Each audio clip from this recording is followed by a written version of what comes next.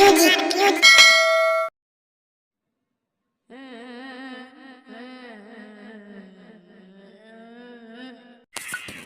जेबी चक्का खेले ले रे। हाँ रे हमहूँ जेबै। रुक रुक आबै छी लाठी लए के रुक। चल तऽ हमहूँ जाइ छियौ रुक लाठी लए के आबै छियौ। चल तब सबटा जाइए। चक्का छौ ने? हाँ रे।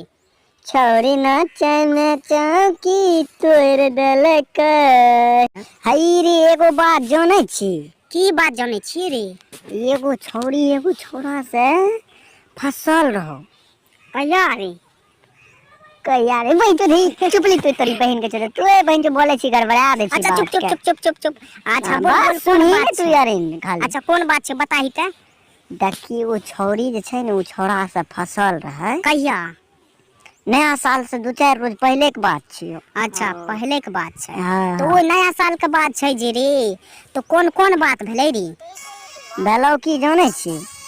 भेलो वो छौरी जे छौ ने वो छौरा से ई छौरी नहीं गड़बड़ा गेलो रुक। ई छौरी दलको छौरा के लेटर लिख के। की दलकै रहे?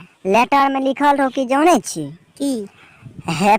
चूहा इकला बिल से हाँ। हैप्पी न्यू ईयर दिल से। आरी तोरा के ये बात छै रे? आ छौरा जवाब की दलके जानै छी? की बताई त? छौरा कहे छै चूहा इकला तुम्हारा गंड से। छौरी दा कहलकै। आरी तोरा के। और की कहलकै जानै छी? हाँ। हैप्पी न्यू ईयर हमरा लंड से। मतलब वो बहन चो अत्ते होशियार रहे कहलकै चूहा इकला गंड से। अच्छा। हैप्पी न्यू ईयर लंड से। चूहा इकला के गंड से। हैप्पी न्यू ईयर वो की चीज कहलकै जानै छी? बिचकाबै वाला बात छै रे। अरे तोरा बहन के बड़े में चल।